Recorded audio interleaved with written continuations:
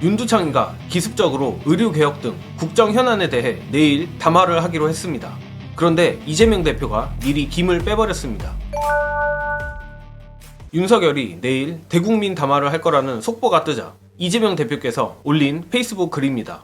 정말 이재명 대표 요즘 폼 미쳤다란 말밖에 안 나오는데, 사실 이 시점에 두창이가 뜬금없이 의료개혁 관련 담화를 한다는 건 이재명 대표가 말한 대로 의대 정원 봉합쇼밖에 없습니다.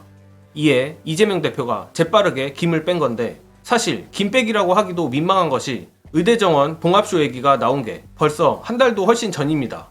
당시 이재명 대표뿐만 아니라 이준석도 지적했던 부분인데, 내일 두창이가 의대 정원 쇼를 할지 안 할지는 모르겠지만 기어이 이재명 대표의 예측대로 된다면 웃음거리가 될 겁니다. 정상적인 뇌를 가지고 있다면 김이 빠질 대로 빠진 쇼는 하지 않겠지만, 지금은 정부 여당이 찬밥 더운 밥 가릴 때가 아닙니다. 한뚜껑이도 요즘 사실상 정신줄 놔버리고 막말 유세를 하는 걸 보면 김 빠진 쇼 정도야 능히 하고도 남지 않겠습니까? 다만 이재명 대표가 한 달 전에도 김을 빼놨지만 또 한 번 이렇게 빨리 대응했다는 건 분명 이유가 있는 겁니다. 의대 정원 봉합쇼가 김이 빠질 대로 빠진 것도 물론 사실이지만, 막상 실제로 봉합쇼를 하면 아주 적게나마 효과가 있긴 할 겁니다.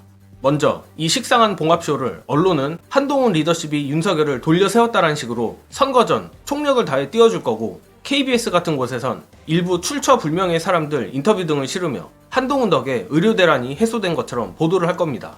압도적 대다수의 사람들은 속지 않겠지만 제가 적게나마 효과가 있긴 할 거라고 말한 것처럼 극소수의 순진한 유권자들은 속을 수 있습니다.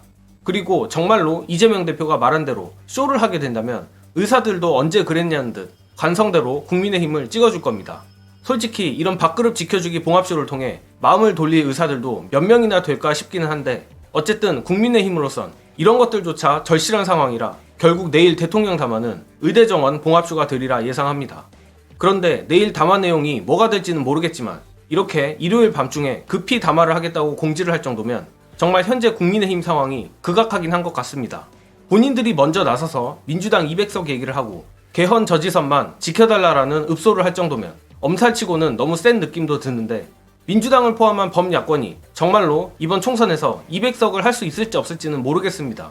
하지만 200석에 근접한 의석이 나오기만 해도 윤두창이의 퇴진 시기는 빠르게 돌아갈 거라고 생각합니다.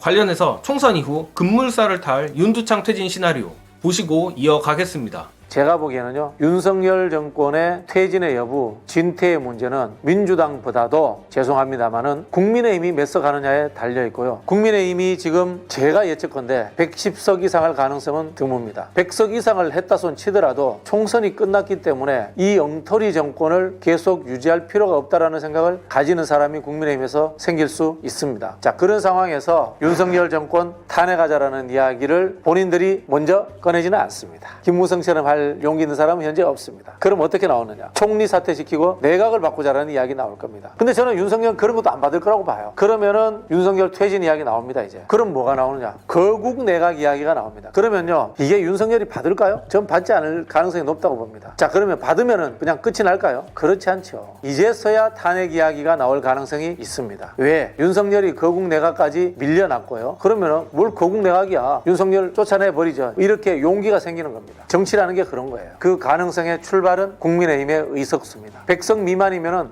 정말 금상첨화고요. 100석이 넘더라도 105석 언저리만 된다면은 이런 이야기들이 흘러나옵니다.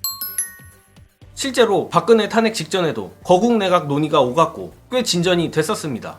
하지만 이미 거국 내각이 현실적으로 거론되다는 얘기 자체가 정권이 무술모해졌다는 말이나 다름없었고, 정권 퇴진론이 기세를 타 결국 박근혜는 탄핵됐습니다. 그런 배경을 생각해보면 총선 이후 정치권, 국힘 내부가 아주 바쁘게 돌아갈 것 같습니다. 특히 이른바 친윤 초선들이라고 불리는 자들의 실체는 그저 기회주의자란 점과, 여기에 더해 그들을 포함한 국힘 현역들 대부분이 물갈이가 되지 않은 점을 고려해보면 국민의힘은 언제든지 윤석열을 치고도 남을 인간들입니다. 그러나 이는 민주당과 범야권이 200석 가까이 또는 200석을 넘기는 의석을 확보해야 가능한 것입니다. 저는 반드시 윤두창 일당이 빵에 가는 걸 보고 싶고 박근혜보다 더 비참하게 되기를 바랍니다. 그리고 여러분들도 저와 같다고 생각합니다. 모두 우리 민주진보 시민들에게 달려있습니다. 이번 총선 투표율 70% 돌파를 목표로 반드시 모두 투표장에 나가 심판하기를 간절히 바라며 저는 이만 물러가겠습니다. 시청해주신 여러분 감사합니다.